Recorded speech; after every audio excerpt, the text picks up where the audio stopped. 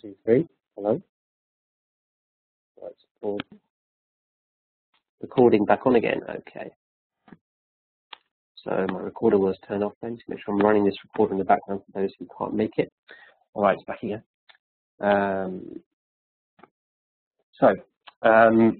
To begin, the chart right now is Libra rising, and I'm using a Prashna technique. Just taking the time at the start of the presentation. The time I was supposed to start was half an hour ago. I'm running half an hour late because of very technical problems.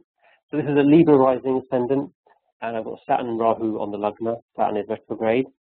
And given I'm going to be examining conflict type issues globally at the moment, and certainly the Korea crisis as it stands, I'm going to be examining the 6th house, which is traditionally the house significator for conflict, enemies, difficulties, and all those sorts of difficult things. So in the 6th house now, I'm particularly drawn to Mars, Venus, and Sun here in this sign of Pisces. Pisces is the last sign of the zodiac, and it's a water sign, the 3rd water sign, and traditionally is a sign about really much peace and universality and all these sorts of things. So, given that's the 6th house, maybe we can look at that, and one of the kind of factors here is the kind of environment context this is operating in. Within this south house, we've got Mars and Venus and Sun together. Now, very peculiar situation here is that Sun is at 22 degrees Pisces, Mars is at 24 degrees Pisces, and Venus is at 24 degrees Pisces also.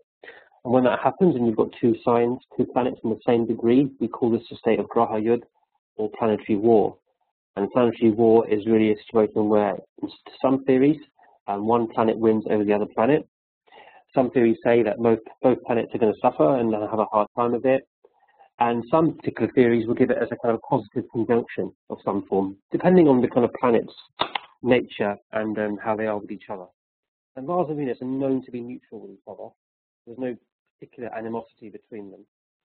And, they're also seen as the man and the woman, in the kind of like the hermetic sense or the more symbolic sense. And when the man and woman are in the same point of degree in the chart, there can be connection and unity, or they could also be maybe getting on each other's nerves a little bit, particularly in relation to, harmonious relationships. Mars kind of wants what he wants when he wants it, and Venus does like to kind of like go with the flow a little bit and needs its own grace and space.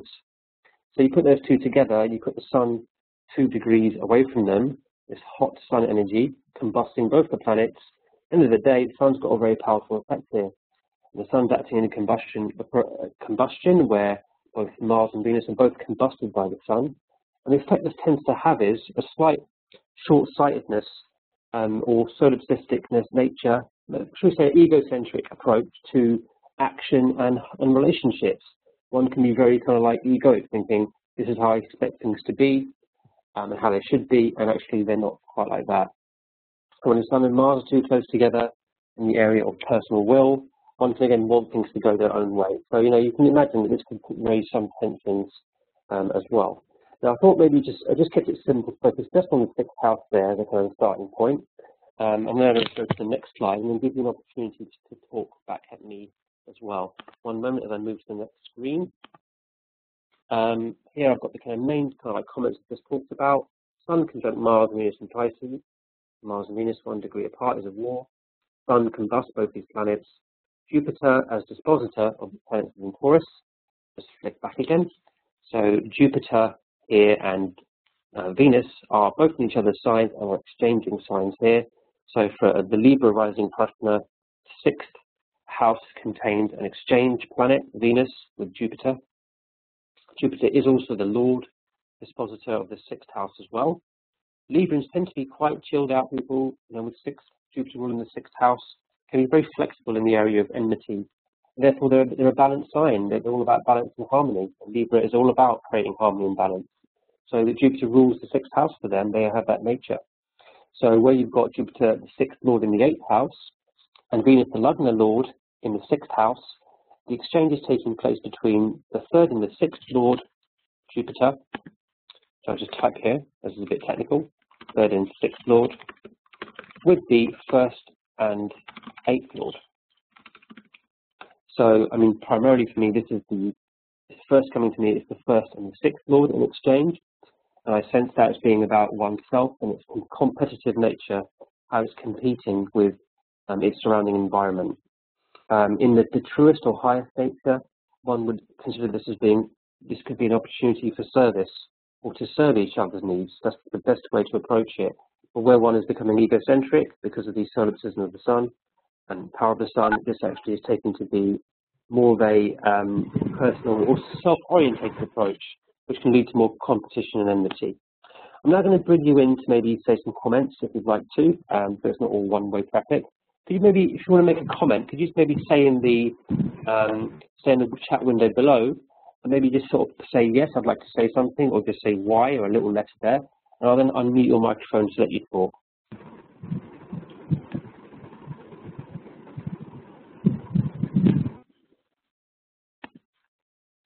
So let's give a pause there. Would you like to say anything here, folks? Again, I need you to use the chat window, please, to say a comment if you'd like to. This is the current prashna of the moment.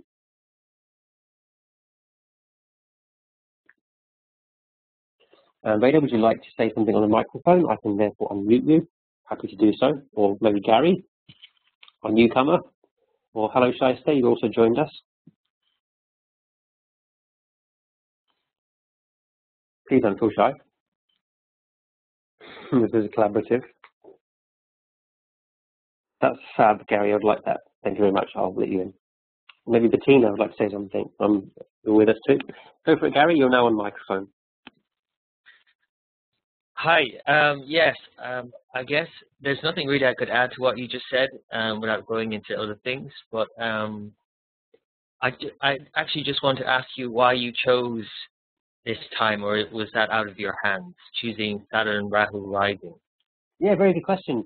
Thank you, Gary. Well, basically, in terms of prashna as a technique, I think my senses of this is in a more intuitive way. Oh, Barbara's doing dust, that's bad. My sense of this in a more intuitive way is that if I was to cast a prashna for the time of this particular class, as in right now, I'm more in the in the current moment. And I'm sensing the current moment and the current trends. And I'm better off doing the current moment because I can connect to it better than I could do, say, 2 hours ago or 2 hours in the future. It just happens to be Libra rising in the UK at the moment, and the sixth house happens to be a focal point. With prashna technique, and you can do it any particular time of the day when you're so inspired to do so. But I think it's all about the current moment in time. And the more you can get in the present moment, the more you can connect to a bigger holistic understanding of what's taking place. Yeah, so that was helpful. Great, yes, thank you. Thank you. Barbara, hello, you've joined us as well. Glad to see you're here. You're on mute at the moment, but you'll get an opportunity to talk soon. Anyone else like to say a comment about this particular prashna chart, or something they can see going on the dynamics of the energy here?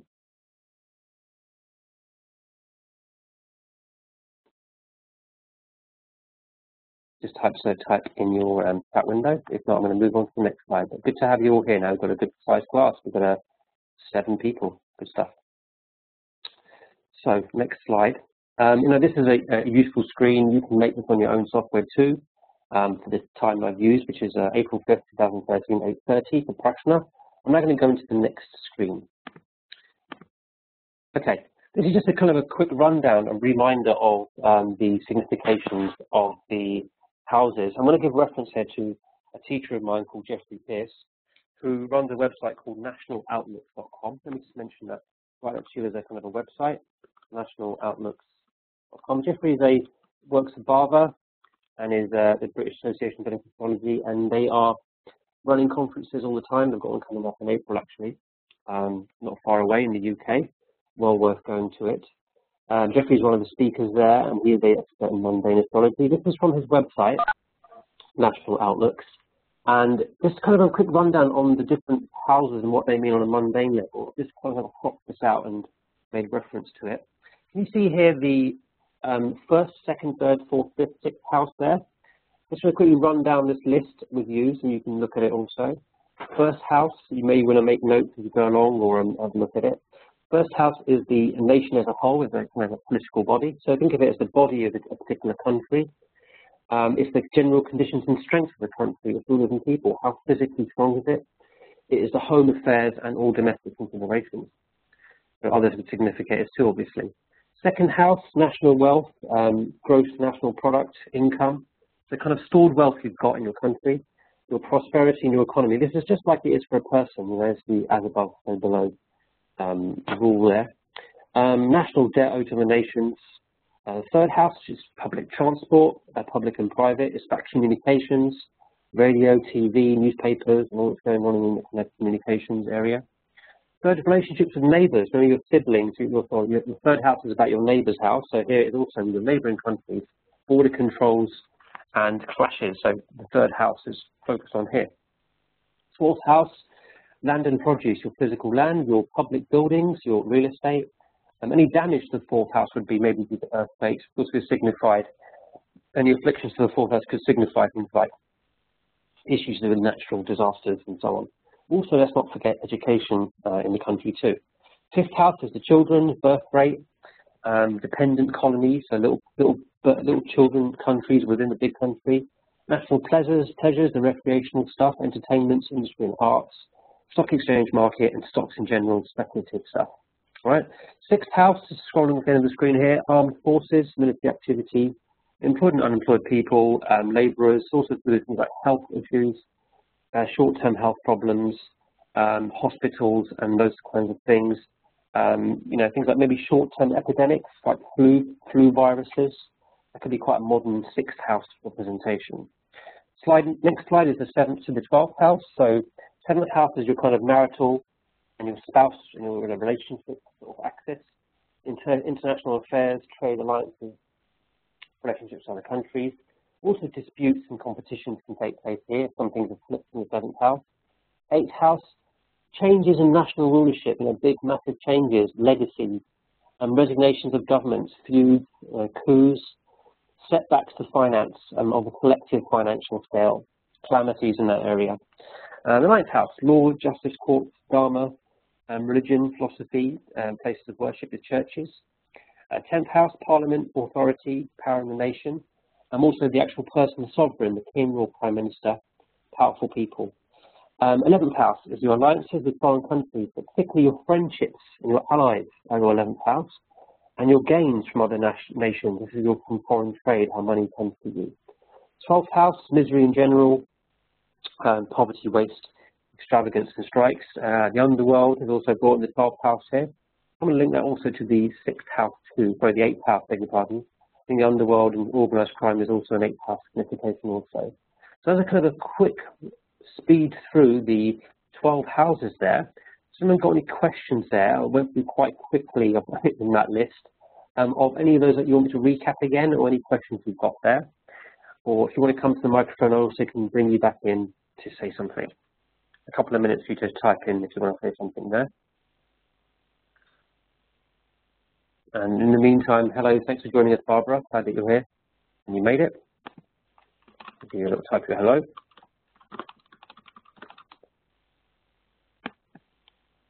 Narayan here. Good. I've got Shiv there too. Hello? Hi, hello. Who have I got there? Shaista, hello. Hi, yes, good. Thank you for making it. Well done. Yeah, thank you. It's so fun and I'm enjoying it. Oh, great. I'm glad that you made it, actually. You know, took had a few technical hitches, but I'm glad everyone's here now. I know you're also in a different time zone. You're 5:30 plus from here, right? So it's late night for you.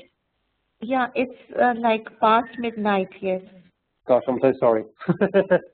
Keeping you guys up late, but it's glad to have you here and have a good international, you know, we've got a global, we've got United States, we've got India, Pakistan, we've got Greece, we've got Ireland here. It's good stuff.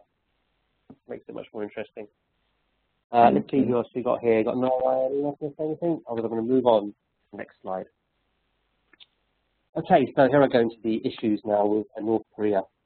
Now, okay, this is where we look at the bit of information. This is sort of from the news, really. I've really heavily borrowed from the BBC website here. And just generally talking about North Korea, first of all. Oh, got a bit of interference for a second. North Korea just covered my slide there, but it is basically it's in the east side of the world, and it is just below China. My mouse is there, it's China there. Below that is North Korea at the top there. You'll see it clearly in the next picture. Korea is known to be, has some issues at the moment, North Korea.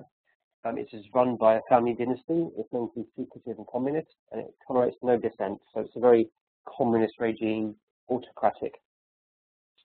It has problems with economy, often hit by natural disasters and poor planning, and the failure to modernize.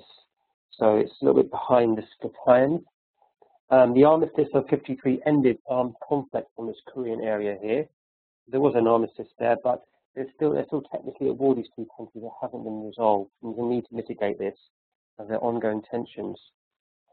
Very recently, North Korea has been developing its nuclear ambitions, and as of most recently, it is not threatening to attack South Korea, or in a kind of it's in a hostile state at the moment, where things could get worse.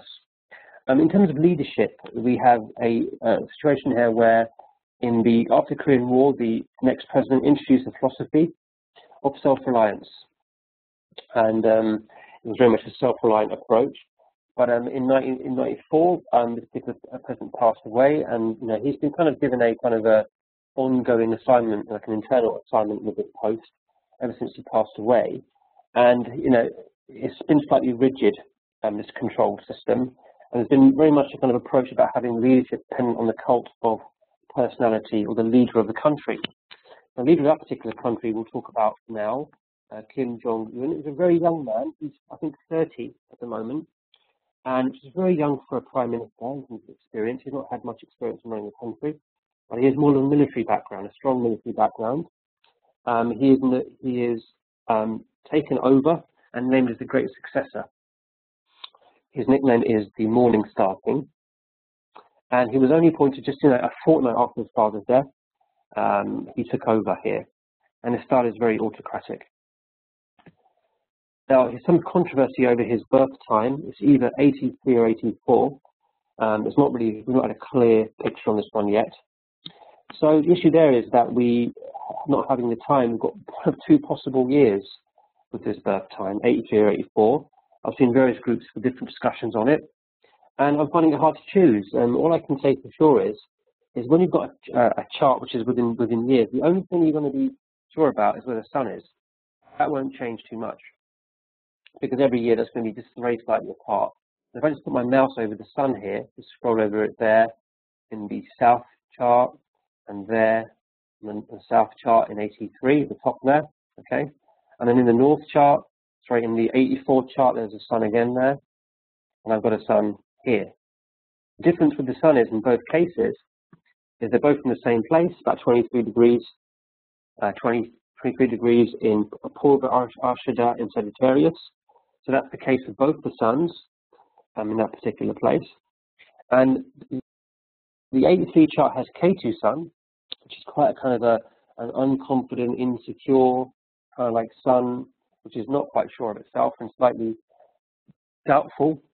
And the one below it, this sun here, is more of a knowledgeable and wise sun, because you've got Jupiter and Mercury beside it. It's much more intellectual and thoughtful. So I kind of didn't feel 84 was holding water for me initially, but I could be wrong. The other thing was looking at this sort of terminology being used. If the Morning Star King has been used, I kind of thought a bit about it, thinking, well, what might that be? If it's the morning star, then you are in the morning going to see Venus, the brightest star you'd see, or maybe Mars, one of those two at the kind of dawn. So I've kind of gone for, on this particular chart for Kim Jong, an ascendant which is, sorry for the North Indian charts here, but I've taken the Capricorn rising for him, and I have a Venus and Mars both in the same sign here, and Mercury. And Mars is at 28 degrees, Venus is at 9 degrees here in that particular sign. Okay, so that's giving kind of what I've thought of as being the chart for him here. You may wish to type it in your own chart, January 8th, 1983 here.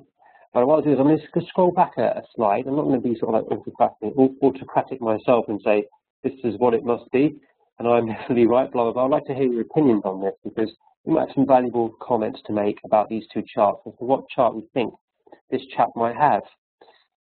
this particular leader.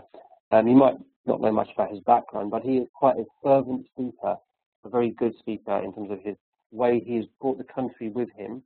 Everyone in his country believes his message and his voice, and they're very much, again, it's slightly hostile, but he's also quite inexperienced and maybe not quite considering the views of others, certainly in terms of relationships with other countries at present, given how hostile it is on an international level. I would like to make any comments about his chart. Maybe you can shed some light on what you think it is, 83 or 84. Let's bring you back on the microphone, folks, and just unmute you all, just so you've got some open talk time. If there's any kind of interference, I need to turn it off. Go ahead. I would probably more go with 83. So, Barbara, sorry? That's Bettina. Sorry, who is that? Is that Bettina? Yes. I heard someone there. Please say again. I was saying, yes. I would probably go with 83 rather than 84. Okay. Is there any particular reason why you favor it?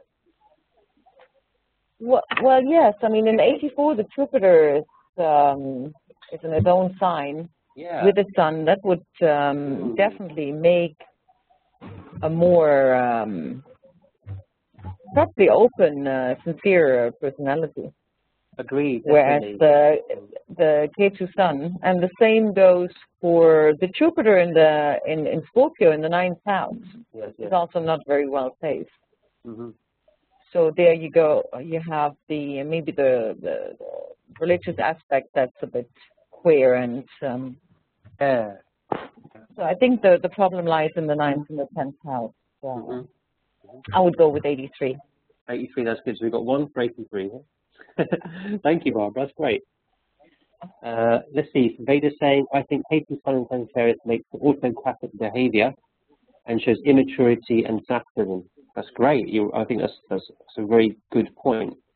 Ketu and Sun are, they're fairly far apart from each other, but the other thing about this chart is if you see Saturn Moon in the 83 chart, they are conjunct each other, and Saturn Moon, if not well managed, can create a lot of worries and anxiety. Yes, fear. So you've got quite a fearful nature. Particularly in the 8th house. And and in the 8th house as well, in that natural sign. I mean, say it can be, I kind of sense with a Kim, if we took, say, I've taken a noon chart and all the charts I'm looking at today, just to be consistent with it. All the country charts are noon, and then his chart is noon also. Fine. So that's where we in the 8th house you see that Saturn Moon there, and that kind of anxiety and worry comes out quite clearly. I mean, in general, I think that Moon Saturn or Mars Saturn is in both years is a bit of an issue. So you can see in 84 you've got Saturn Mars. Saturn Mars, that's going to be a planetary war. How are we? In Saturn Mars, we've got Saturn and we've got Mars. Well, yeah, they are conjunct each other, but they're not good friends, are they? In the 84 they're not close. Yes, they're not very close. They're certainly not friendly with each other at all by a long way. Top chart again. Another thing there is that Mars and Venus are also conjunct there, so they're quite tense situation between the Mars and Venus energy. Mars is exalted. And that can create quite a forceful personality. Also, there's possibly more we can derive from this chart. I'm going to look at the in Atmakaraka in 83. The Sun is Atmakaraka. Yeah, oh, sorry. In 83 chart, Bettina, the Atmakaraka is Mars actually as AK, as it's 29 degrees. Oh, sorry. Mars is actually AK, which is very interesting also. Yeah. So that's also quite a interesting chart. Oh, got some background sound. Just a second. Sorry about that. Just to get some background sound. I'm going back on mute, everyone. So yeah, I think just to go back into everyone's now on mute, I'm afraid. So now just if you can now please talk on the chat area as I roll through the next slide. Thank you for your comments there. The chart I've taken is, if I can go with that one as this one here, I kind of just got a slight rectification saying taking 83, and I kind of worked on the morning star thing there. And I got a kind of Capricorn ascendant there, Mars, Venus on the Lugna after all that. And, you know, put Rahu in the 6th house, and there's kind of like constant worry about enemies with Kim Jong. But okay, let's look at now at the actual country chart. So if you can remember a little while ago, I talked about the significations of the houses. We should refer back to those as we look at these particular charts here. As I'm going to be kind of like moving now, talking a little bit, if you want to say something, please feel interactive still. You can use a chat window and you can say things as you go, as I'm going along. It's great if you do that. You can, you know, you can put this data in your own system and you can start playing with things too. So North Korea, noontime. This chart. Now, what's really interesting is when I show you the charts of both countries, they're going to have a slight difference between each other. I'm taking this information from Wikipedia, which talks about the creation of the countries as individual states. The North Korea time I took was September the 9th, 1948, and it's a noon time. I'm sticking with noon as my kind of judgment line when you haven't got countries thingy, because with noon, what happens is the sun goes in the 10th house, and therefore you have the visible impact to the world of what's happening with a particular chart. So it's not hidden stuff, it's just visible what's going on. And you know, just to look at just significations, North Korea there, you've got Saturn, Sun in the 10th house, immediately a conjunction. Sun, Saturn 5 degrees apart from Sun in Leo. So Leo is a very proud creature. The Sun in Leo is there, you've got a very proud person, but you've got Saturn in it also. You've got the tension with authority and conflict with authority there. And again, the lack of confidence appears as a kind of, you know, slight, you know, it's not quite, when Sun and Saturn are too close, one often cannot see the result of their own irresponsibility or lack of responsibility. And it's not really, the impact on others is not seen. One is again quite egocentric in that area. They lack responsibility and maturity perhaps, and they often affect others because of this around them. And given that the ascendant I put here is Scorpio rising, I'm going to just sort of say that the moon here is in a fallen position in Scorpio at this particular point. And you've got Jupiter there also in Scorpio as Atmakaraka planet in the rising sign there. And I'm going to refer to the Jupiter Atmakaraka in terms of the nakshatra it's in shortly, a little later on. So Scorpio rising means Mars rules this particular Lagna for North Korea, and Mars is in the 12th house from the ascendant. And here, I think that, you know, given that it's in the 12th, that I talked about the houses earlier on, this only indicates maybe there's a lot of loss going on with the country, and also an issue around being hidden, you know, not quite being, you know, on a global scale, actually having any kind of impact or proper kind of like respect. So Mars K2, the kind of like slight challenges with its action and action energy. Rahu again in the 6th house there is in this particular North Korea chart, and we also have Moon again mentioned earlier in Scorpio, which is quite a stormy place for the Moon if emotions aren't managed well. Given this is a North Korea noontime chart, I'd just like to pause here and see if you've got anything you'd like to add to this, my little brief discussion of it. I'm also going to be looking at the South Korea chart next, so we can compare the two of them, and then also look at the chart of the Kim Jong in relation to that and what the outcomes might be there.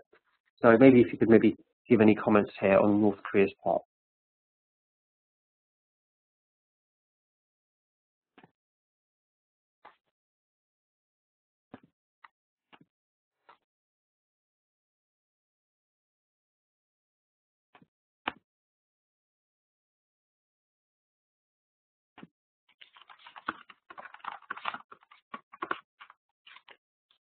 You're on mute, by the way, so you'll have to say something in the chat window.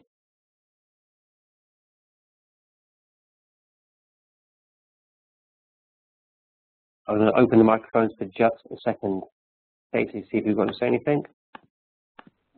See if anyone wants to chime in. Okay, all microphones now released.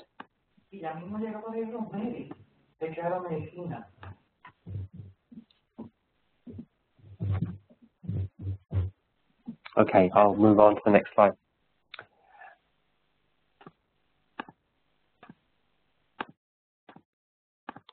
Okay, so this is now South Korea from BBC News. A bit about the country. So, interestingly enough, the North Korea chart has a male elected president, and here in South Korea we've got a contrast here. South of the country, South Korea is one of the most affluent countries in Asia since 1948. By contrast, North Korea. The communist North has slipped into totalitarianism and poverty, whereas the South is relatively prosperous.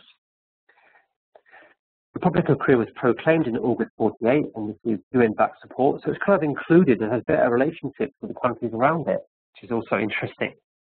South Korea, as you might know, also hosted, recently, had taken part in the World Cup, I believe, not long ago, and it takes part in these national tournaments. The South Korean football team does quite well. South Korea's got the first female president, Park Geun-hye, in a close-run contest in December 2012.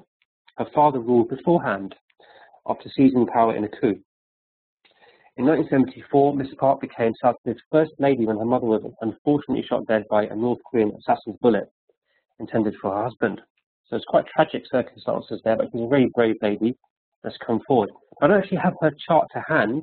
If someone, well, actually, you can actually include one, but if someone could have a look at it or sort of find the data, that would be very, very helpful. Just going to pick on some comments here so far, just from the last one. I've seen an Aries, Gary says, I've seen an Aries Lagna for the North Korea chart, and this makes the Dasha Rahu Ketu. That's very interesting. And then Veda comments that Rahu will be greatly aggravated with the Aries transit. Yes, we've got Ketu and Rahu going through the Aries Libra axis at the moment, which is aggravating the situation. So back to South Korea here. This is South Korea's chart now, taking this data from a Wikipedia source, which is the birth date of South Korea. This is the August 15, 1945 chart. Again, noon. Now, interestingly enough, here you've not got Scorpio rising. We've got a Libra rising sign here. There's Libra rising, Venus ruling. Can you see the kind of theme here, guys, with Venus and Mars that's running since I talked about today's prashna? Scorpio and Mars ruling it. Venus is Libra ruling this particular Rashi here. And here you've got Moon in Libra, which is nice and comfortable, 10th Lord in a sign which is quite happy in there.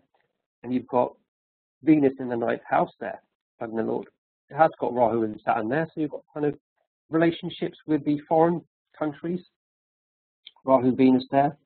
And in terms of the 9th house, that kind of religion and the Dharma, and that is a positive thing. South Korea is following its principles. Notice Aruda Lagna for South Korea here is Aquarius. The kind of technology change in South Korea is very good. They're extremely efficient in technology. They also do a lot of manufacturing and production, and it's kind of good for exports there. We also can see for Libra rising, you've got in the 11th house, you've got the 9th Lord in there, Mercury. And there's a good 9th and the 11th is good for gains from other countries. There's good income. You just see a country that's better connected to the world around it, and it's doing better as a result. And maybe the leadership there is is considerate with the moon there also in Libra this time. It's more of a balanced, harmonious approach to other people and other countries, and it's more prosperous as a result. It's a nice mystical connection there with Libra. Can you see the challenge I can see in the 7th house there? This partnership. And Veda says there, yes, we've got the Rahu Ketu axis. You're right. We've got Ketu in the 7th house, rejecting energy in there. And don't forget also, Veda, that Mars is going to be going in the sign in Aries, along with Venus and along with the Sun. Shortly, they're all going to pile into the Aries house, and so you can maybe expect something more kind of like fireworks related to happen as we kind of go into that energy, because Saturn is in Libra right now, and Mars will be opposite it in Aries. So when that happens, you have a fair bit of tension. And whenever I see Mars-Saturn oppositions, I have to say, it's like this as well. They don't always have a great, they often have an increasing tension taking place. They both have great dignity. Saturn is a stronger planet, but Mars is coming at Saturn, and they both have a lot of strength there. And as a result of that, some tension certainly will appear. There's a need for the conciliation and ministers to get involved to neutralize the matter before it gets out of control. So 7th Lord Mars is in the 8th house there. You can see here a real difficulty and problems, ongoing issues around finance and collective wealth with Mars in the 8th house. It's a real issue for South Korea with its partnering country, North Korea, which it really should be working effectively in conjunction with Pluto. And you kind of sense the onus is on North Korea here to do negotiation and kind of compromise. So there's the two charts there. I think they're very insightful. That one's ruled by Venus and one's ruled by Mars, and both planets are currently in planetary war at the moment. I'm going to just sort of pause here for South Korea to see if there's any other comments about the South Korean chart. Someone wants to say anything on the microphone, please again type in the chat window so I can open you up at the right time. I can try and do it anyway, but sometimes a lot of noise comes in. Let's just give it a go. Everyone now online. Okay, you're all on air. All of you are on air actually, so who would like to say any comments here about what they're seeing so far?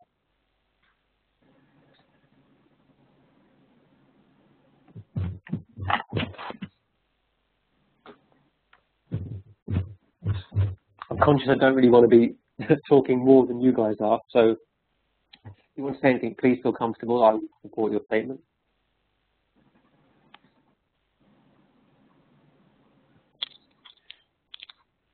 Even just to check that you can all hear me clearly so far and everything's going well. Yes.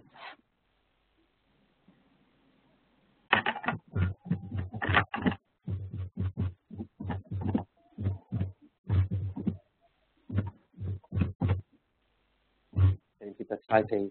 Maybe shy. Okay, let's go into the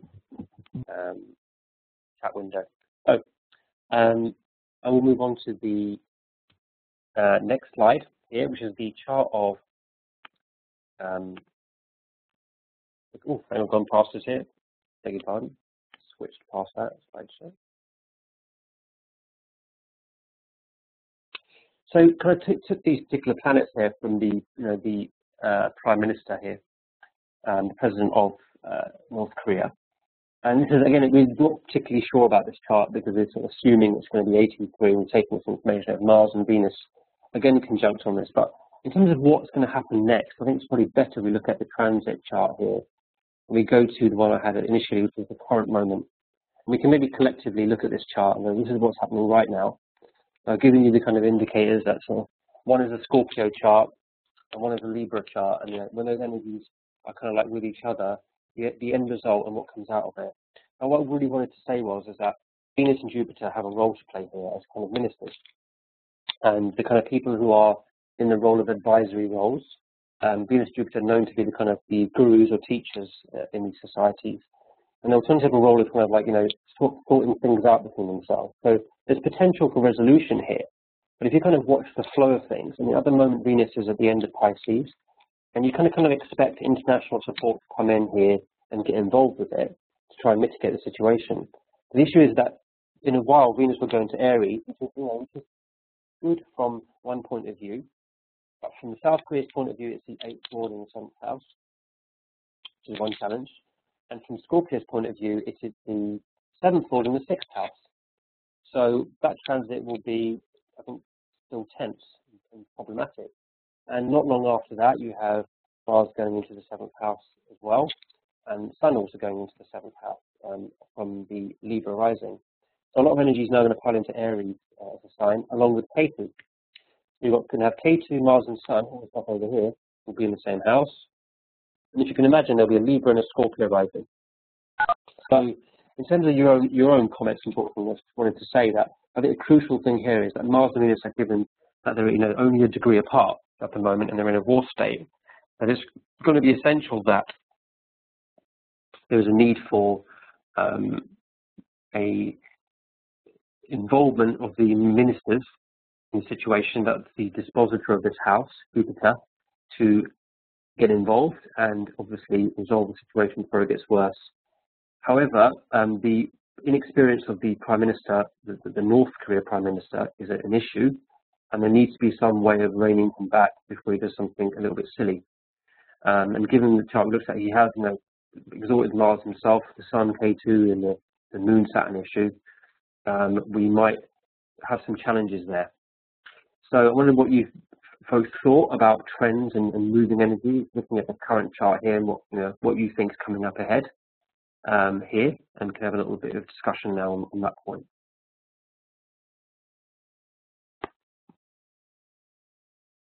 Now, unmuting your microphones. Bring you all back in. Can you all hear me?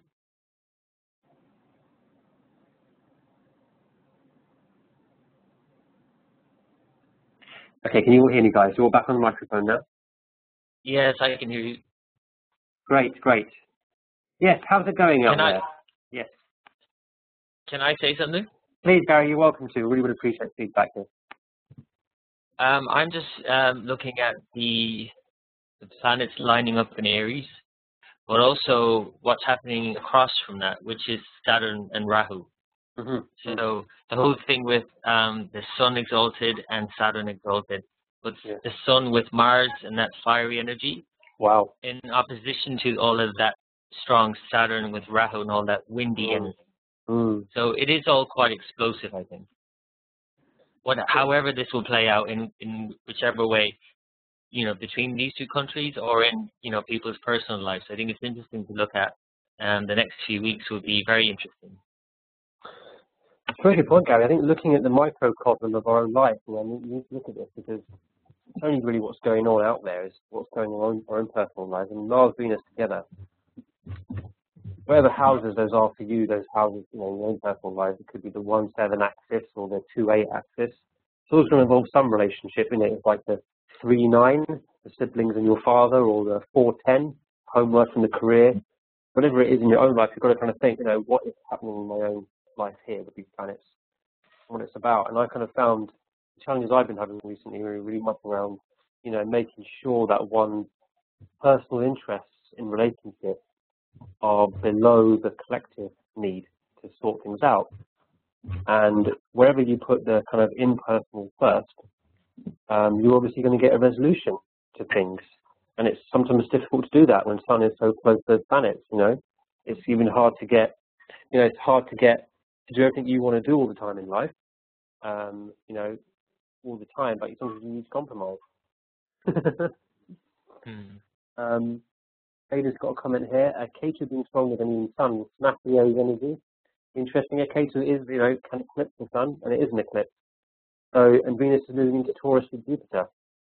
Yeah, that's going to happen afterwards. That will happen next.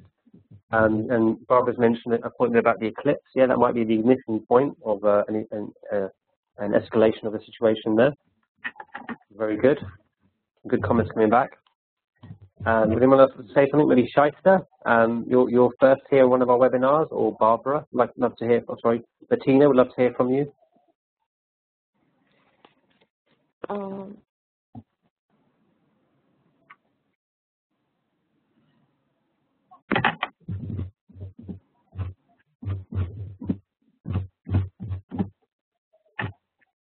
Yeah, it's interesting, isn't it? So Saturn, Rahu, and Sun, Mars opposite each other. You will win this out. I think Libra, Saturn's exaltation is a kind of a stronger exaltation. Given that, Saturn's dispositor right now is Venus, so it's still strong. It's ruling that whole house. Ruling the whole Saturn, Rahu thing. So Venus is moving. It's very important. Date of the eclipse. Can someone maybe look that up on Friday? This is the eclipse date. I think maybe we'll be revisiting this particular situation a bit further down the line, so we could actually look at it. Just move forward into one of the charts here again. Look maybe at the chart for North Korea. This particular one. The Scorpio chart here. Notice the Ketu Rahu axis. Rahu and Ketu are on the opposite point of the where they are now. You have a return of that issue, and it's on the 6th and the 12th house axis here. So you have a 6th house enmity axis, 12th house is a kind of the losses and financial expenditure axis. You can imagine how much money is being spent by North Korea on mobilizing these troops and armies across. So I appreciate it's obviously got a reason to do so, or it thinks it has, but it must cost a lot of money. And also, look at Mars in the 12th house, signifying the kind of, this is a significator of armies and all that expense and loss going on, the martial stuff, just because it's a little bit insecure and worried about things. You kind of sense that money can be better spent on agriculture or other issues like, planning around climate control or natural disasters. There seems to be a bit of an ineffective use of money. Going into that kind of chart of K Jong again, looking at that one more time. The Saturn Moon there in Libra is again under that rather K2 axis. So you see in his own chart there's a trigger potentially of that energy. And the same Sun there in Sagittarius at 23 degrees is a proof for Ashada as a nakshatra there.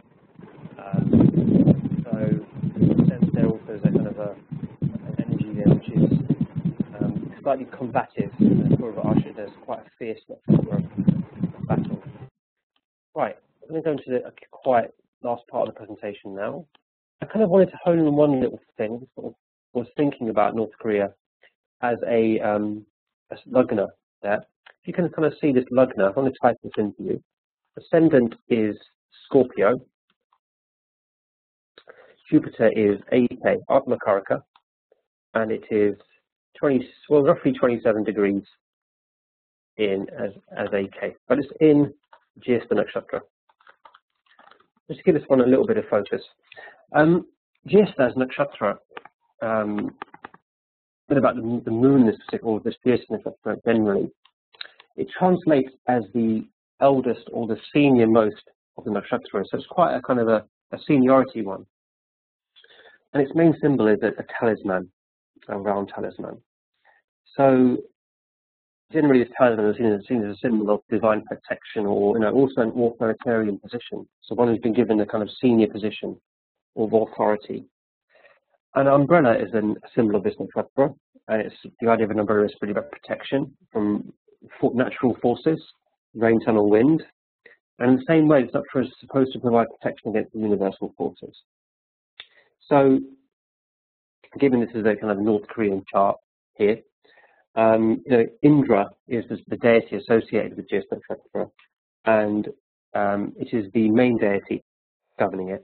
And it's the thunder god, and Greeks worship thunder god as Thor, who has the thunderbolt.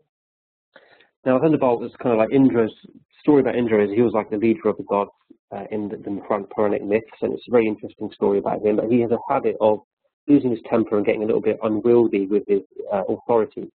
And because he's in charge of the gods, he tends to be a little self-serving and throw his weight around and cause mayhem. And he tends to get often rectified by Shiva as the kind of the master, the kind of god of all the deities in this legend, where Shiva basically sets him straight and puts him back on the straight and narrow. Whenever he gets out of step, he gets his ego somewhat put back into line again.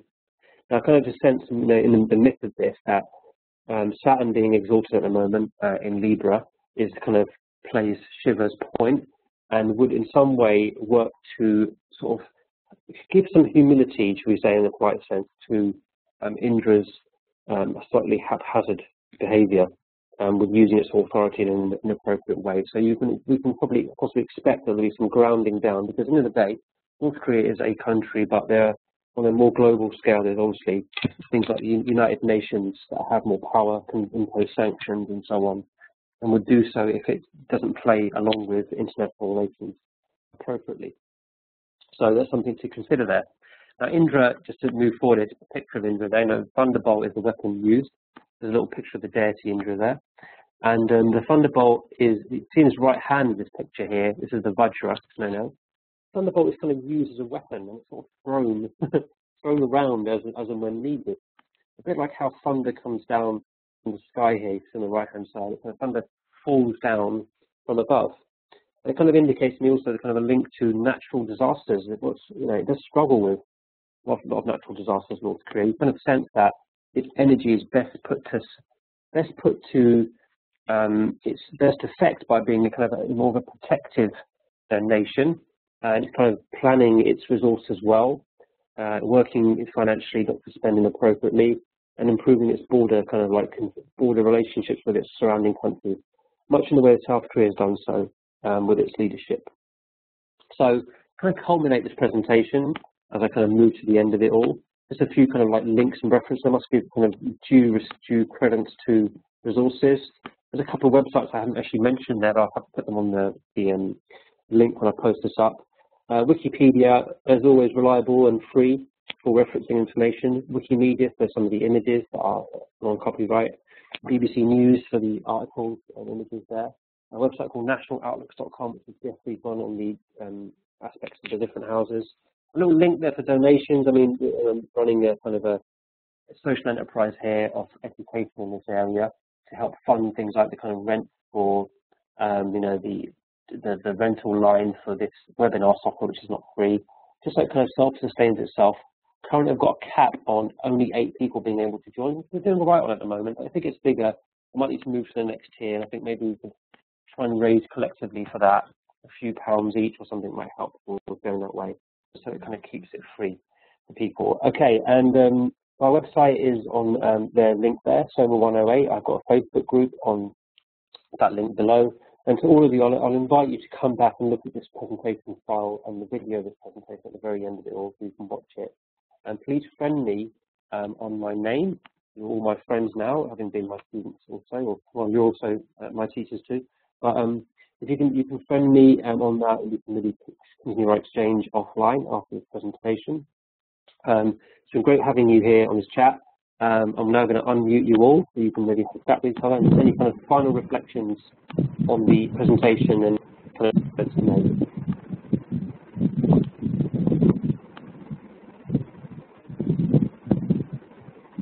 Hello everyone, are you there? Hello. Yeah, I'd just like to say thank you very much.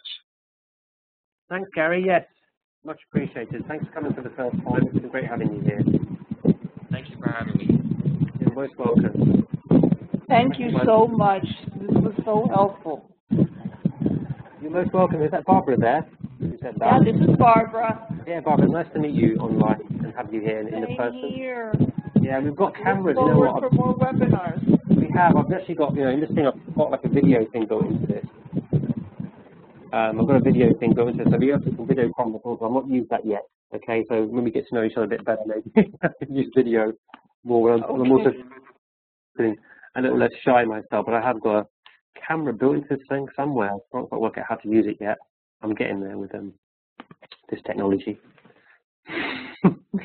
Okay, Veda, thank you for coming. Great to see you all. Please, if you've got any... Thank you for having me.